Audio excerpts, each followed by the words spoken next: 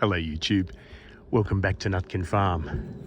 Well, I couldn't let September go without giving you some footage of my flowering this year, and the place I brought you is effectively cheating because I'm walking along a couple of rows of my A16s planted down the bottom of block 6, and the flowering on them this year is actually excellent. It is getting towards the end of the flowering. Oh, there's a bee. Welcome, bee. And I've got tree after tree after tree just absolutely full of blooms, these A16s. It's bragging rights only because, like the A4, which is its direct sibling, the A16 is not especially good at turning all these flowers into nut.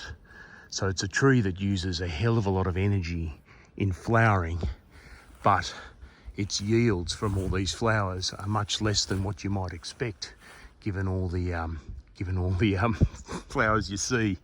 And it's a great looking ratio of flower to leaf and flower to tree. And when you do see a heavy crop on the tree, you sort of wonder how all those leaves can sustain a crop like that.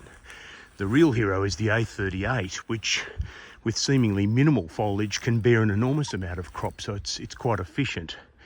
But when you see all this flower and realise that not a hell of a lot of it turns into nut, it actually is quite an inefficient tree because it's also very hungry for resources. That's the best we could do in the Australian macadamia breeding scene in the 1980s when the A16 is released. This video is about a much newer introduction and partly a descendant of this A16 line of heritage, and we need to go visit that next.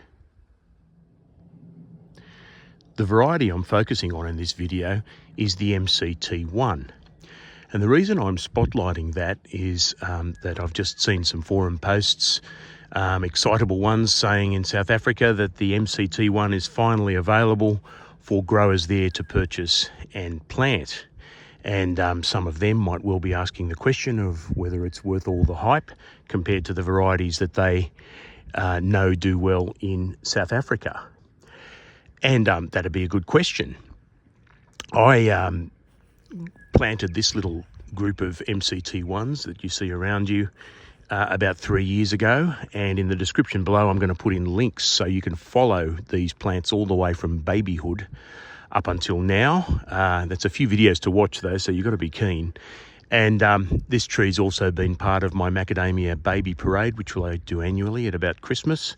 It's never made the top 3, but it doesn't mean it's a bad tree by any means, and it's got some features that are quite exciting. So for a 3-year-old tree, just coming up to this one, it's about 10 foot tall, and the flowering season has just finished. In fact, its flowering's very compatible with A4 and A16. It seems to be, if anything, a little earlier finishing, but not much in it. That definitely would flower at a good time to cross-pollinate with A4 and A16 if you grow those varieties. And for a 3-year-old tree, that's a fair bit of flower. And on the ground you can see some nuts. Obviously wasn't worth a commercial harvest of them last year, not along these rows. But we'll get back to the nuts later because I think you might want to see what's inside those.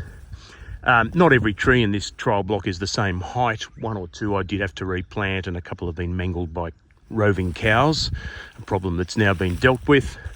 But as you go along the row, pretty much any tree that made it through without being molested has got a reasonable quantity of flower on, and you can see a fairly well-repeating bushy habit that the trees sort of do bush out a bit. Like the A4 and A16, these are not giant trees. You wouldn't call them dwarfing either, but they have a fairly nice rounded habit, and they don't tend to reach for the stars as a first point of call, like some of the Hawaiian varieties do in both Australia and South Africa. Now, I planted this trial block on the advice of the Australian Macadamia Society, who said, look, particularly in New South Wales, this variety hasn't been tested. Do a trial plot and see if it suits your needs. And that's probably good advice for anyone in South Africa considering growing the MCT-1, because really it wasn't natively developed for that country any more than the Hawaiian varieties were natively developed for Australia.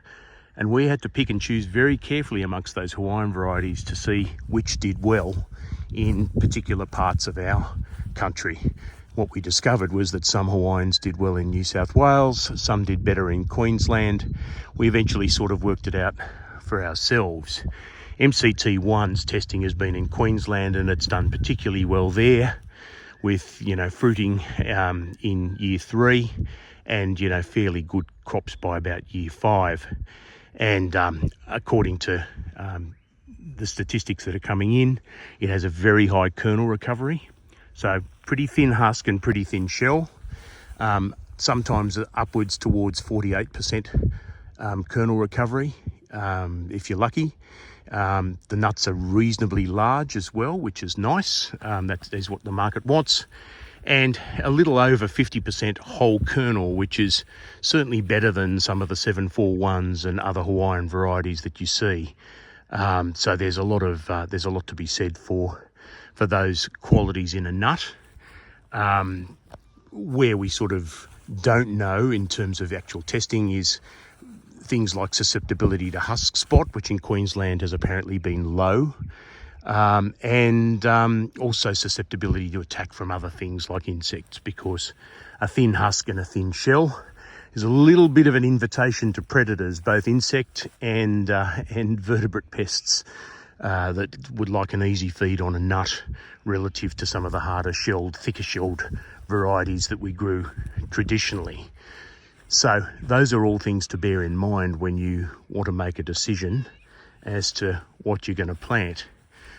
In terms of row width, I don't know that you'd want to go too narrow for the sake of dwarfing, but perhaps you could plant them on a slightly narrower spacing than you might plant for example, the big Hawaiians like the 246 and derivatives of the 246.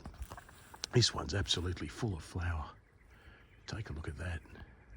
Yeah, very vigorous. And you can see some of the tetraphylla sort of throwbacks. There's a very long strap-like leaf, fairly spiny rather than smooth, and a little bit of a ripple in the leaves. That's pretty much a tetraphylla ancestry. The late flowering is a bit of a tetraphylla ancestry. And yeah, look, it's really a matter of wait and see still in Australia. But the testing, bear in mind, it isn't brand new on the scene. It's been tested and refined down since the 1990s. So certainly Ian McConaughey and the team at the Macadamia Conservation Trust, who now own the rights to this plant, are upbeat about it. So let's look at a bit more technical data, and importantly, let's go actually look at the nuts that the MCT-1 produces. Back to the farmhouse for that. So I'm back at the farmhouse now and looking up details of the MCT-1. You're not going to find them in these little things. These books, which are collector's items, date back to the early 2000s. And this particular one, the Macadamia Information Kit, was a Queensland publication. It was designed as a handbook, an actual handbook, as in you can hold it in your hand. It has all sorts of information, some of which, of course, is way out of date, particularly in terms of use of pesticides and even fertilisers, but collector's item. And this one here, the Macadamia Variety Identifier, which you can go through and find details of any macadamia that you want to look at, and hopefully taking it around the orchard you might have some idea of what you're looking for. Both of these resources are still available online, by the way, if you look hard enough for them. The Macadamia Variety Identifier, just Google that. And the Macadamia Information Kit is buried a bit deeper in the Queensland Government website, but it's still there, just a bit out of date. If you're going to look up the MCT-1, where I suggest you go is the New South Wales Department of Primary Industries website, and I'll put a link for that in the description below. Now, it has some details on the MCT-1. The latest module, it's a very modular guide, and they'll keep updating the modules rather than have one overall handbook like you've got there. But the latest module is on cultivars. And it's a really interesting comparison of all of the varieties currently grown in Australia. Now, there's limited benefit, but there is some benefit to people looking outside Australia because it does have some general traits of a variety that would be consistent wherever you grow the tree. So with MCT-1, what we can see is that it says it's a slightly spreading tree, small to medium, I agree with that. Open canopy density, well, it's not that yet, it's very bushy at the moment, but then it does confirm that it's very precocious. It can bear within 2 to 3 years. Flowers mid to late season, nut drop mid to late season. I agree with all of that. There's your kernel recovery, 42 to 50%. Whole kernel, 43%. That's a bit less than it's advertised on the Macadamia Conservation Trust's material, and says it's not prone to stick tights, which is excellent. Pest damage risk, high because of thin shells, but the thick husk offers some protection. I haven't really seen how thick the husk is. I thought the husk was a bit thin myself. But yeah, it does warn you that you're going to need to feed it well to bear consistently. And that really is like the other A-type varieties, because it really, they really chew up food, and if you don't feed them, they'll punish you. Interesting, it says cross-pollinators, A16. I'd agree with that. Certainly in my orchard this year, they've been flowering at about the same time. So you'd think there'd be a pretty good pairing.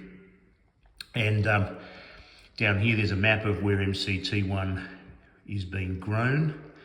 It's saying it's a newbie in New South Wales and a rookie, which under their classification system, rookie means it's performing well, but not yet proven in those areas of Australia.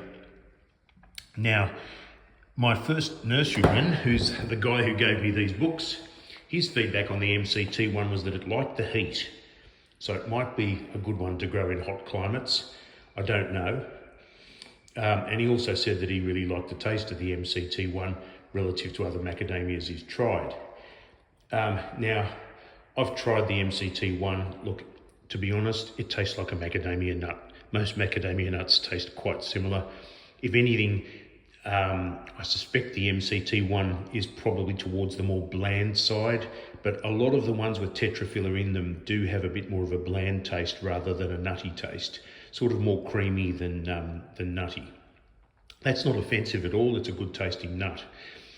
But I guess now the pièce de résistance, let's go have a look at the MCT-1 nuts.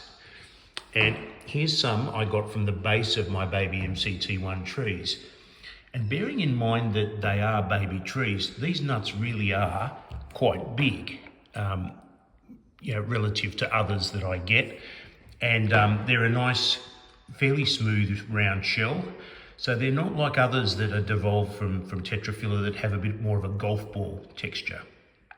Quite a round nut, no obvious holes in them. There's a micropyle in many Hawaiian nuts, which is an open hole. These ones don't really seem to have an open hole for the most part.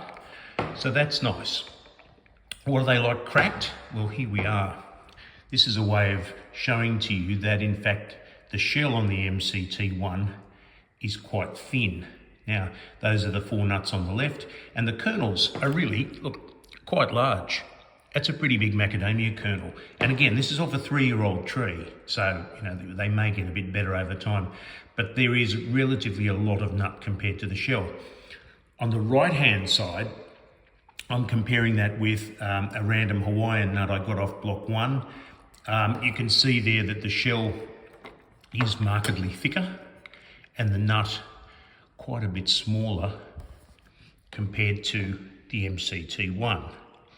And so the information you're seeing online in that macadamia guide and elsewhere about the MCT-1 being sort of a large high kernel recovery nut, it's all true on my testing, but it's just one of those things where, obviously it has to grow well and in the right climate to get that kind of performance. It's not going to do well everywhere in the world.